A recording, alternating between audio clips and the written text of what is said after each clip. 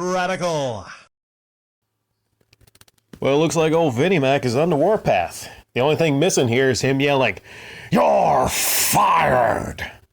About 18, I think it's now been updated. I think it's close to 30.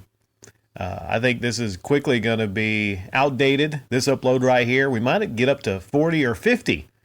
Wrestlers. There's a referee that was fired. I'll give you the list right here. This is updated right here on all the wrestlers that were let go, wrestlers and talent. Epico, Primo, who I'm surprised were actually still employed with the company. A lot of these names, not surprising because you rarely see a lot of these people in matches. The rest of the list is Leo Rush, Aiden English, EC3, Mike Kanellis, Mike Chioda. I think that referee has been there for a long time. Mike Chioda's been there for a long time. Sarah Logan, Eric Young, Eric Rowan. That's how long the list is. There's 2 Erics on this list that were released. Heath Slater, Luke Gallows, Carl Anderson, Zack Ryder. Man, oh man, Kurt Hawkins, which is not surprising. Like I said, a lot of these released people, not surprising, because I haven't really seen them. Of course, I don't watch a product every single week, but I haven't seen a lot of these wrestlers in a while. Drake Maverick and Kurt freaking Angle. Now, you might say to yourself, isn't Kurt retired? I think he worked behind the scenes. But that last name, Kurt freaking Angle, just the amount of disrespect to fire somebody like Kurt Angle. I just don't, I don't understand it. Oh, wait, I got another update here. Hurricane Helms, Shane Helms, someone else. This right here, like I said, this was from a couple hours ago. This is an outdated list. I'm seeing other people on the list here. Fact of the matter is, Vince is grumpy. There's a lot of things going on around WWE. A lot of fans are really pissed off with WWE right now. A lot of fans are basically like, this is how I am, all right? It's hard to be a fan of WWE, and I'm a casual fan nowadays. I'm not a hardcore fan. It's hard to be a fan of WWE after hearing the news that someone contracted the virus in the company, and since then, everything's fine, but they contracted the virus. It wasn't a wrestler. It was I hear, on-air talent. It's only a matter of time. It's only a matter of time before some wrestlers get the virus and all this shit is shut down. Okay, so maybe this is done because Vince is figuring out at some point, it's just a couple of weeks, they're going to be shut down anyway. I don't see how they can go forward. Because, like I said, it's only a matter of time before a lot of wrestlers get the virus. And then once that happens, you're going to have to shut down for a couple weeks anyway. It's a really greedy decision, I think.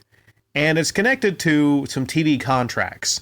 I think they have to air live. Oh, there's a lot of freaking WWE news. I think they have to air live 49 out of 52 weeks a year. Or they're in breach of contract. Not that I think Fox or, whoever they have contracts with to air their episodes, I don't think during this time they would actually be sleazy enough. But maybe Vince is thinking, even during this time, maybe they would maybe renegotiate for a lot less money. Because let's be honest here, wrestling these days isn't making he's still making money, but it's not nearly what it used to be years ago. So when you negotiate TV contracts, they can point to the ratings and go, you barely bring in this many viewers a week. Why should we be giving you a ton of money? But back to this list. Like I said, there's a lot of things going on, and I really don't have time to talk about everything.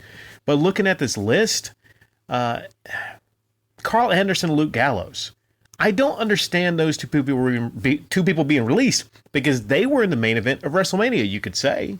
They weren't billed in the main event, but they were henchmen of AJ Styles. Unless there's plans for AJ Styles face turn, something like that, maybe. Maybe the idea is he's away for a while, he's not coming back for a while, and when he does come back, he's going to be a face. Maybe they're thinking, I don't know what they're thinking with this list. Now, they said officially it's a cost-cutting measure. It's a cost-cutting measure.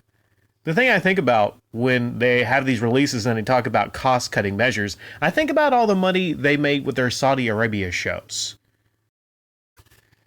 But they're doing good because they were deemed recently as an essential business right now. Do you think of WWE as being an essential business during this time? Okay, why is it other sports, basketball, NFL, all these other sports, they're not essential, but sports entertainment sure as hell is. Well, I'm not going to go into it, but there actually was a payoff to the governor of Florida to make sure that they are seen as essential. Now, is there any positives to this? We do have a competitor to WWE. Not a real competitor, but we have AEW. So I could see instantly many of these people showing up on AEW. The most interesting of these releases, I think, is EC3. A lot of people are overlooking this, but EC3 is a really talented wrestler. And I see that guy as being a possible main eventer anywhere he goes. You may disagree, but I've always been a fan of EC3. So yeah, what do you think about these releases? I understand usually every year there's a couple releases after WrestleMania, but these 18 people, which is, like I said, I think now up to 30, I don't know what is at the core of this. Maybe it's just as simple as Vince is on the fucking warpath and he can't be thrilled that XFL failed a second time too.